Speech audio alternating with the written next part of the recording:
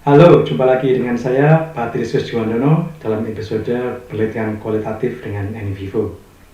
Kali ini yang mau saya jelaskan adalah bagaimana kita membuat case.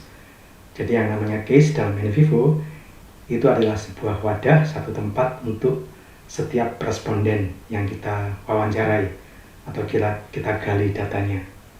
Kemudian saya juga akan melanjutkan ke case classifications, artinya bagaimana kita memberikan data demografis pada setiap case yang sudah kita buat.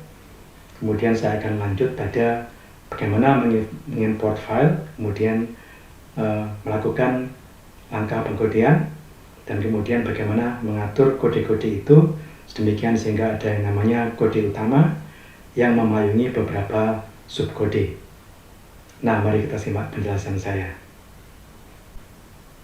Ya, ini adalah bagian depan dari NVivo versi 12 setelah kita buka. Jadi kita klik New Project saja.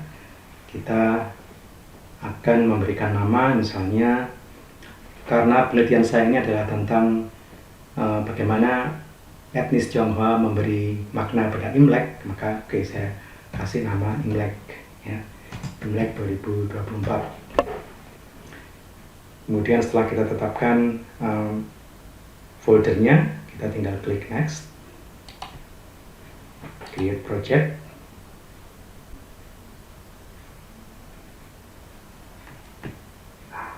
Ya, kita bisa skip tour saja di sini.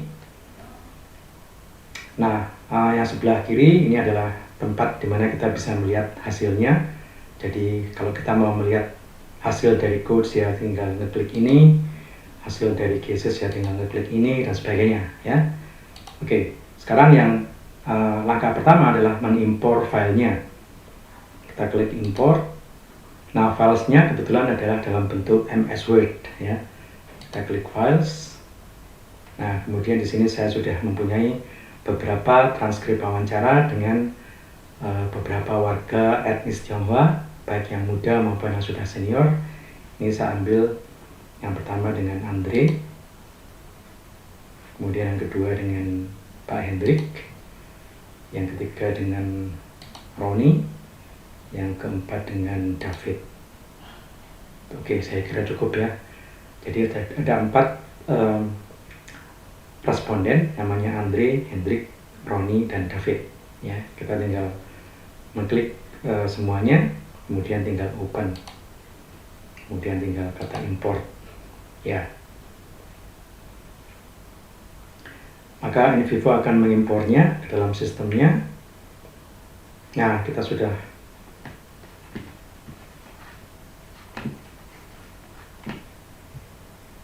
mestinya kita sudah mempunyai filesnya. Jadi di sini ada files. Nah, ini ada 4 files, ya. Oke, di sini ada 4 files transkrip FGD dengan Andre, dengan Hendrik, dengan Roni, dan dengan David, ya. Kemudian sekarang yang langkah kedua adalah meng-create case. Sekali lagi, case adalah satu tempat untuk setiap individu, satu tempat untuk setiap responden. Oke. Ya, di sini kita tinggal create, kemudian case. Kita beri nama case-nya. Jadi responden 1. Pakai huruf besar semuanya, responden 1. Andre. Kita beri nama, kemudian jangan lupa mengklik ini supaya semua kode yang kita buat pada di bawahnya Andre itu semua akan terikut pada case ini, ya. Oke.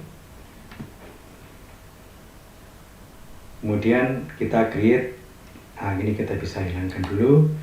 Kita create yang untuk Hendrik, ya. Kita create lagi case responden 2 Hendrik, aggregate coding from children. Yang ketiga case untuk Roni, ini bisa kita hilangkan dulu.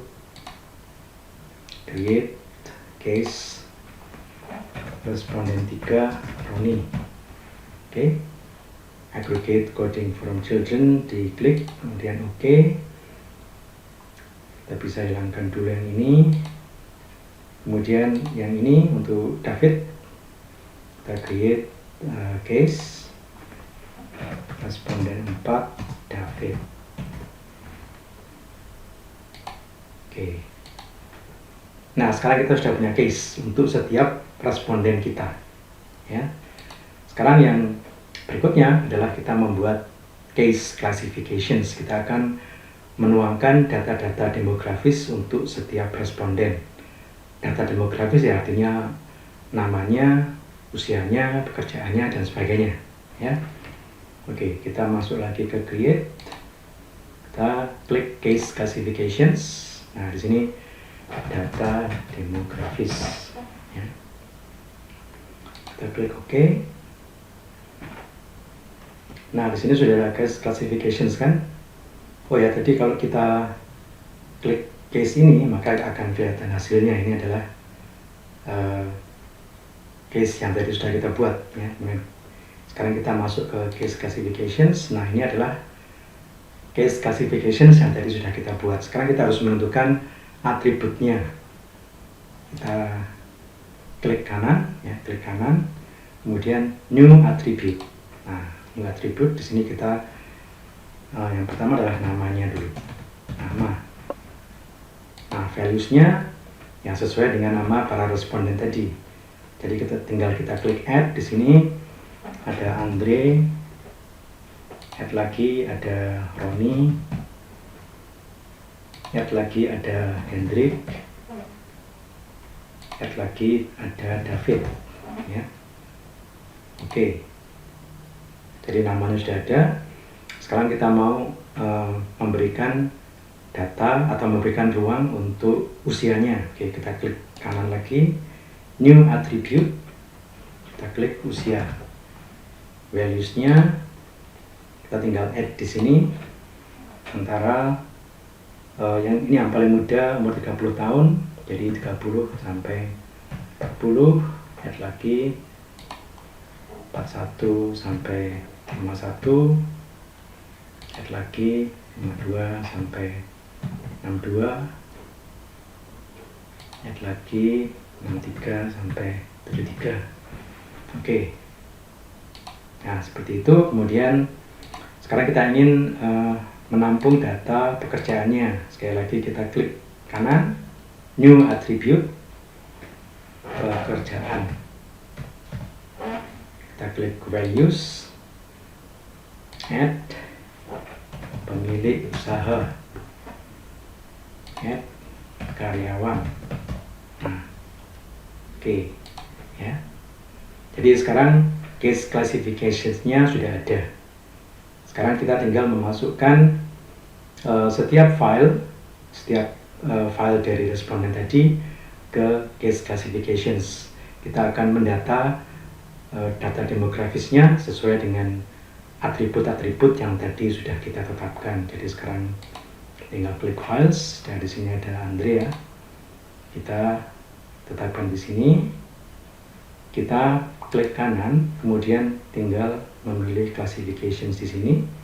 Kita masukkan, kita klik yang data demografis untuk Andre.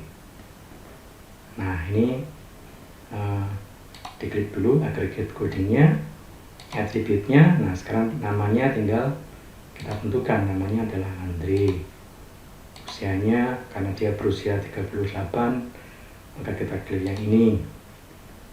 Pekerjaannya adalah pemilik usaha. Oke. Ya. Hendrik sama, klik kanan, classifications, data demografis. Jangan lupa mengklik ini, atributnya. Kita klik Hendrik. Usianya ini kebetulan sudah sepuh, jadi 63 sampai 73 karena usianya adalah 72 tahun. Pekerjaannya pemilik usaha juga. Oke, ya. Roni sama, klik kanan, classifications, masuk ke data demografis. Values-nya, namanya Roni, usianya 41 sampai 51 karena usianya 45 tahun. Pekerjaannya karyawan. Oke. Yang terakhir David, klik kanan, classifications, masuk ke data demografis, values-nya tinggal kita klik nama David, usianya masih muda, kemudian pekerjaannya juga karyawan. Oke, jadi kita sudah memasukkan data-data demografis untuk setiap case yang setelah kita buat, ya. Nah, case ini nantinya akan menampung semua data yang kita gali dari setiap responden. Jadi kalau kita berikan angket ke dia, ya kita masuk ke case itu. Kalau kita berikan wawancara, transkripnya masuk ke situ juga. Kalau ada foto-foto dari dia, ya foto-foto itu akan masuk ke case itu tadi, ya. Jadi setiap case itu mewadahi semua jenis semua jenis dokumen yang sudah kita gali dari seorang responden. Oke. Jadi sampai di sini kita sudah punya 4 cases, ya, 4 cases dan case classification seperti ini. Oke, sekarang kita akan mengkodekan. Nah, jadi kita akan masuk ke files. Kita akan masuk ke yang pertama, Andre dulu ya. Kita akan mengkodekan punyanya Andre. Ini kita kecilkan. Oke, sekarang kita melakukan pengkodean open ya. Ini yang pertama, dia hampir tidak pernah merayakan Imlek. Nah, kita klik di sini, klik kanan, code selection. Kita tentukan codes-nya. Kita masuk ke sini. Ya, frekuensi pakai huruf besar semua ya. Frekuensi merayakan Imlek. Kemudian kita klik yang bawah ini, code selection to new code supaya masuk ke sana. Oke, ya. Kemudian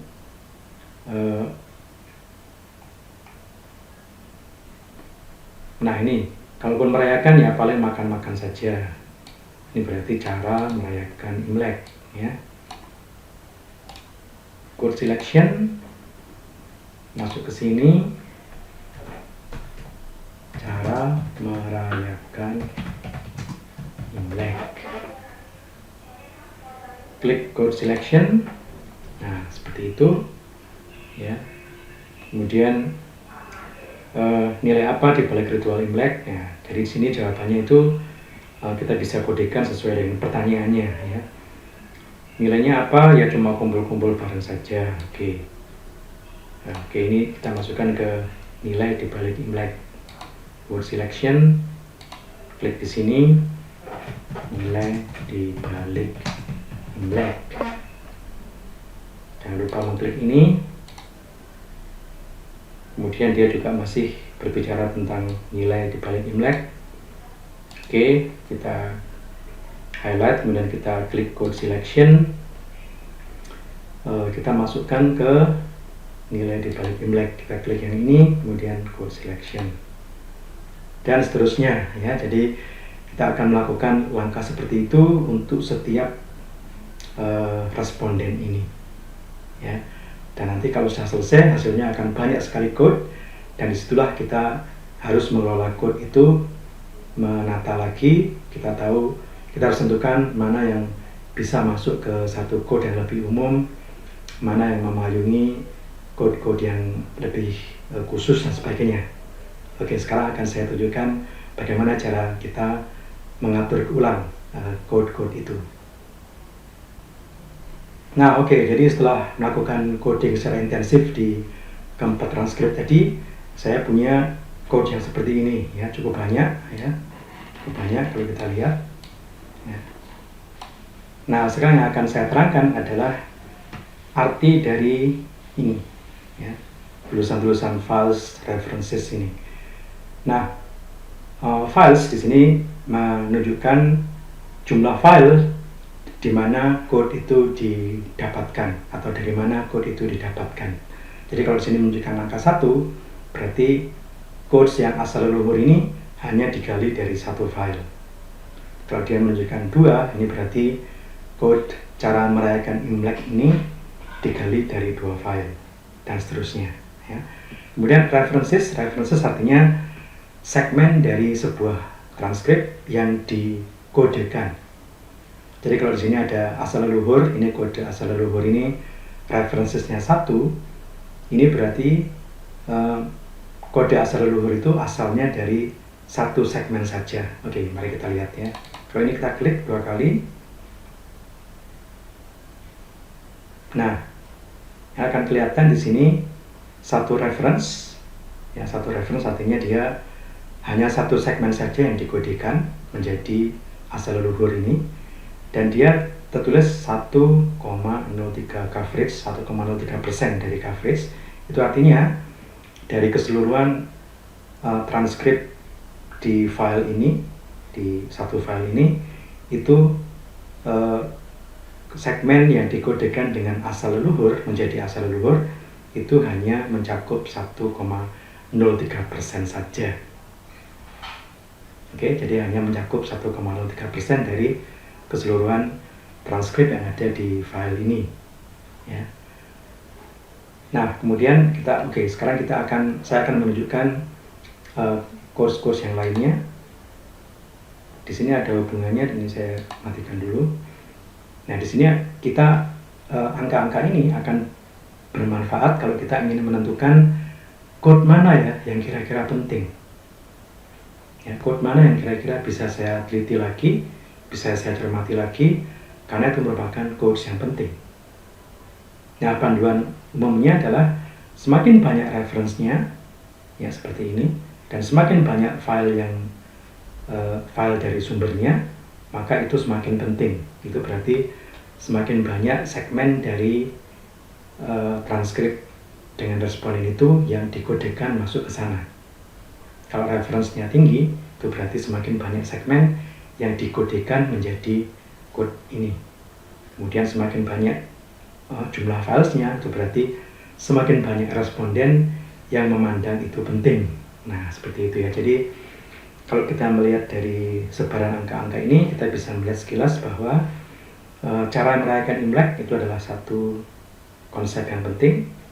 Kemudian juga jenis usaha, dan yang ini yang lebih besar ya, ada kegiatan menjelang Imlek, ini sampai 7, reference-nya 7, walaupun filenya cuma 1, ini berarti cuma satu responden saja yang menyoroti tentang kegiatan menjelang Imlek. Kemudian, nah ini makna di balik angpau, ini meliputi sampai 7 reference dan dia disebut oleh 4 responden, jadi ini cukup penting makna di balik angpau ini. Demikian juga dengan menabung ya. Demikian juga dengan nilai di balik Imlek. Ini bahkan sampai 3 responden yang menyatakan, yang menganggap atau menyebut nilai di balik Imlek. Ya. Coba kita klik salah satunya ya, misalnya menabung. Ini klik 2 kali. Nah, kita akan sampai pada segmen-segmen dari transkrip yang sudah kita kodekan menjadi menabung ini. Ya, jadi ini reference-nya 6, jadi ada 6 segmen ya. Kemudian filesnya 4, berarti keempat responden itu pernah mengatakan tentang hal menabung yang kemudian kita kodekan di sini ya. Nah, itu berarti konsep ini menjadi bisa kita pikirkan lebih dalam lagi supaya itu kita bisa menentukannya sebagai satu tema khusus, satu tema utama, yaitu menabung. Nah, ini menunjukkan bahwa tema menabung itu atau konsep menabung itu menjadi satu tema yang penting. Ya, demikian juga dengan makna di balik angpau. Jadi caranya menentukan adalah dengan melihat reference-nya.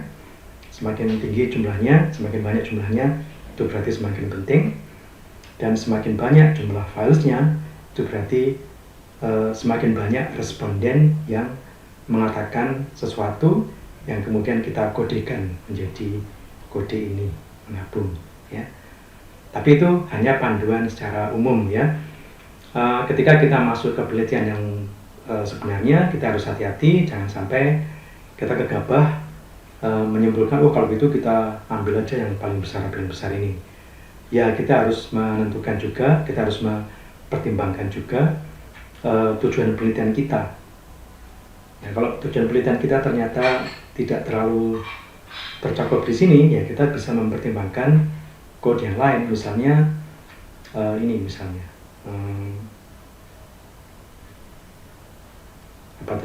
nilai dibalik atau bukan nilai, tapi makna asli Imlek. Ya, makna asli Imlek ini kita pandang sebagai sesuatu yang penting karena memang tujuan kita adalah bagaimana etnis Tionghoa memaknai Imlek, ya kan?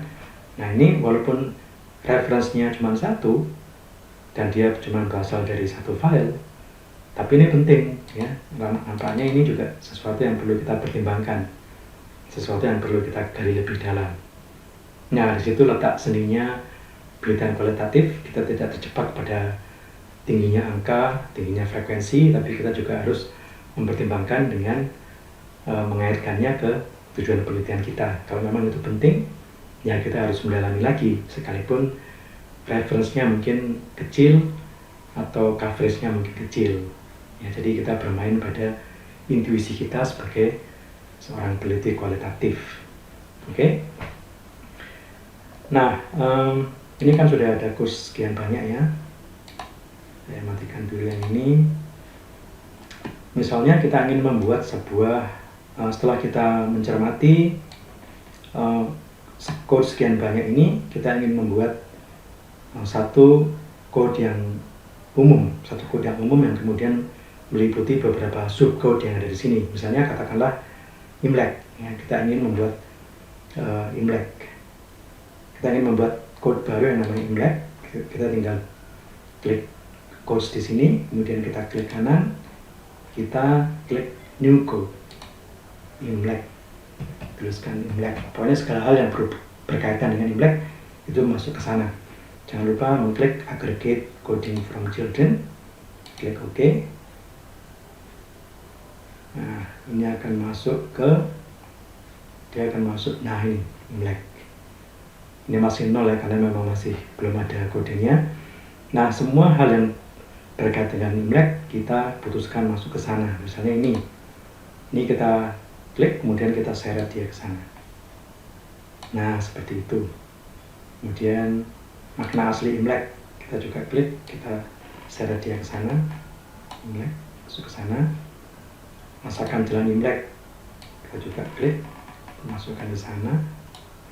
Nah, ini berarti Imlek tadi, kode Imlek yang baru tadi sudah meliputi 3 subcode yang lebih khusus. Kalau kita klik tanda tambah kecil di sini, kita akan melihatnya. Nah, ini sudah masuk semua ke sana, ya.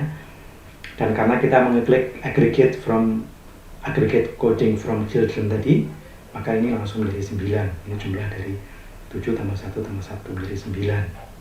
Jadi ini adalah induknya, code induk atau code yang lebih umum, dan ini adalah code anaknya atau children codes-nya. Nah, seperti itu rekan-rekan, bagaimana kita mengelola mulai dari case, kemudian case classifications, kemudian sampai pada pengkodean. Kita menentukan kode-kode yang penting itu dari preference, dari jumlah files, dan juga coverage, ya. Kemudian kita menata ulang kode-kode yang tadi, kita putuskan mana yang bisa diwadahi oleh sebuah konsep yang lebih umum. Demikian kiranya tips saya, semoga bermanfaat. Sampai jumpa di episode yang mendatang.